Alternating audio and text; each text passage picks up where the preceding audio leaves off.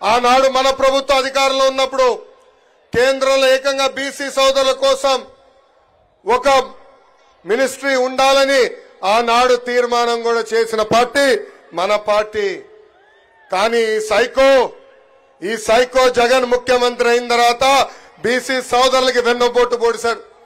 ఆనాడు ఏకంగా బీసీ సోదరులు వెన్నుముక్క అన్న వ్యక్తి ఈ రోజు బీసీ సోదరులు వెన్నుముక్క ఈ రోజు ఇరగొట్టాడు. స్థానిక సంస్థలో 10% రిజర్వేషన్ తగ్గించి 16,000 మంది బీసీలకి ఏకంగా పదవులు దూరం చేశాడు. అంతేకాదు ఈ రోజు మనందరం చూస్తే 8,000 ఎకరాల బీసీ సోదరుల అసైన్ ల్యాండ్ ని వెనక్కి తీసుకున్న పార్టీ ఈ వైకాపా పార్టీ. ఆదరణ పథకం రద్దు చేశారు. ఆనాడు ఆదరణ పథకం కింద మన బీసీ సోదరులు 10% డబ్బులు కడితే కనీసం ఆ డబ్బులు ఈ రోజు రిటర్న్ ఇచ్చే పరిస్థితుల్లో లేరు. ఇంకా బీసీ కార్పొరేషన్ నిధులు లేవు. 56 కార్పొరేషన్ ఏర్పాటు చేసిన చంకలు గుద్దుకున్న వ్యక్తులు ఈ రోజు ఏకంగా కార్పొరేషన్ చైర్మన్ కి కుర్చీ గాని టేబుల్ ఇచ్చే పరిస్థితిలో లేదు. ఇంకా 75,000 కోట్ల బీసీ సప్లాన్ కి రావాల్సిన నిధులు తప్పుదారు మళ్లించింది ఈ ప్రభుత్వం. మా మత్స్యకార సోదరులు కూడా మోసం చేసి ఏకంగా 217 జియో తీసుకొచ్చి వెన్నుపోటు పొడిచింది ఈ సైకో జగన్మోహన్ రెడ్డి.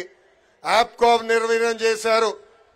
అదేవిధంగా 300 మంది బీసీలని ఎప్పుడు లేని విధంగా చంపేసింది ప్రభుత్వం.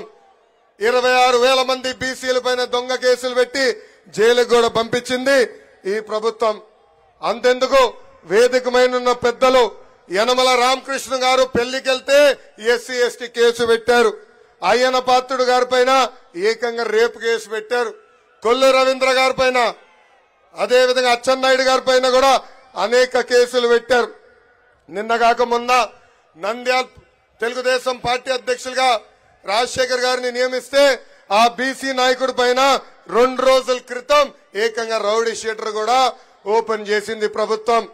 ఈ ప్రభుత్వం ఒకటి చెప్తున్నా, మీరు పెట్టే ఎఫ్ఐఆర్లు మడిచి ఎక్కడ పెడతారో పెట్టుకోండి. 2 నెలలు మా ప్రభుత్వం వస్తుంది. రెడ్ బుక్ లో ఉన్న ప్రతి పేరుకి వసూలు చేసి తీసుకొచ్చే బాధ్యత నేను తీసుకుంటా.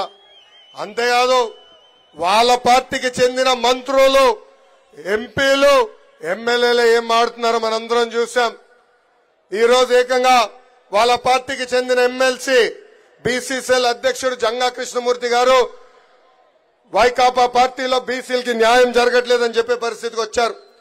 పద్మశాలి సామాజిక వర్గానికి చెందిన కర్నూలు ఎంపీ సంజీవ్ కుమార్ గారు ఏకంగా వైకాపా పార్టీలో బీసీల గొంతు నొక్కేస్తున్నారని చెప్పే పరిస్థితి.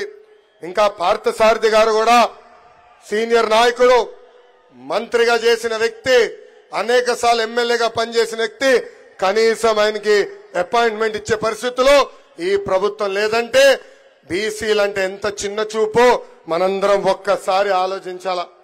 అదే తెలుగుదేశం పార్టీలో బీసీ సోదరుల్ని ప్రోత్సహించాం. ఆనాడు ఆర్థిక శాఖ మంత్రిగా యనమల రామకృష్ణ గారు పనిచేశారు. కేంద్రంలో ఎర్రం నాయుడు గారు 2 సార్లు మంత్రిగా పనిచేశారు. ఇంకా మన రాష్ట్రంకి వచ్చే గల అనేక మంది బీసీ నాయకుల్ని మంత్రులుగా మనం ప్రోత్సహించాం.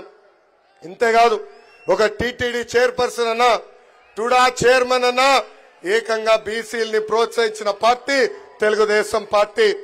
ఇప్పుడు బీసీ సోదరులందరం మనం ఆలోచించాలా ఆ పదవుల్లో ఈ రోజు ఎవరు కూర్చుంటున్నారని.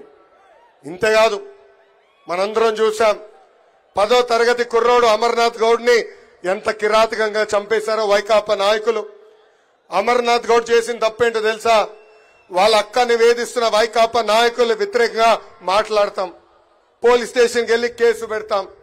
ఆ కుర్రోడిని ఏకంగా కొట్టి అతను చదువుకున్న పుస్తకాల నుంచి కాగితాలు చింపి నోట్లో కుక్కేసి కాలు చేతులు కట్టి పెట్రోల్ పోసి తలగలు పెట్టారు ఈ వైకాపా నాయకులు. ఈ రోజు ఆ చెల్లమ్మని చదివిస్తుంది నా తల్లి భువనేశ్వరి అమ్మ. ఈ సభాముఖంగా అడుగుతున్న జగన్ని, ఇదేనా మా బీసీలకి నువ్వు ఇచ్చే గౌరవాన్ని? పాదయాత్రలో బీసీలు ఎదుర్కొంటున్న సమస్యలు నేరుగా నేను తెలుసుకున్నా. ఆనాడు ఆదరణ పథకం కింద రజక సోదరులకి వాషింగ్ మెషిన్ ఇచ్చాం. కానీ ఈరోజు ఆ వాషింగ్ మెషిన్లన్నీ పక్కన పెట్టేసే పరిస్థితి వచ్చింది. రజక సోదరులు అడిగా, ఎందుకు మీరు వాడట్లేదంటే పెరిగిన కరెంట్ ఛార్జీల వల్ల మేము వాషింగ్ మెషిన్ వాడుకోలేకపోతున్నాం అని చెప్పారు. కల్లు గీత కార్మికులకి పనిముట్లు ఇవ్వట్లేదు. ఏకంగా ఎక్సైజ్ అధికారులు వచ్చి పెద్ద ఎత్తున వాళ్ళని ఇబ్బంది పెడుతున్నారు. రియల్ ఎస్టేట్ డెవలప్మెంట్ వల్ల కల్లు గీత కార్మికులకి కావాల్సిన చెట్లు కూడా కొట్టేసే పరిస్థితి నేను స్వయంగా చూసా. చేనేతలకి ఆనాడు ఉచితంగా కరెంట్ అందజేశాం.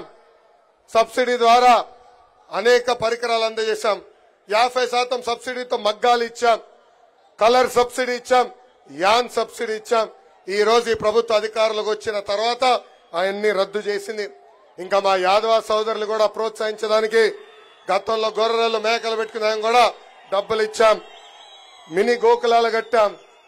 ఏకంగా బంజర భూములు కూడా ఆనాడు అందజేశాం. ఈ రోజు ఈ ప్రభుత్వ అధికారులకు వచ్చి గోపాల మిత్రులను మెడబట్టుకుని బయటికి గెంటేసింది. వాళ్ళని కూడా అన్ని రకాలుగా ఇబ్బంది పెట్టింది ఈ ప్రభుత్వం.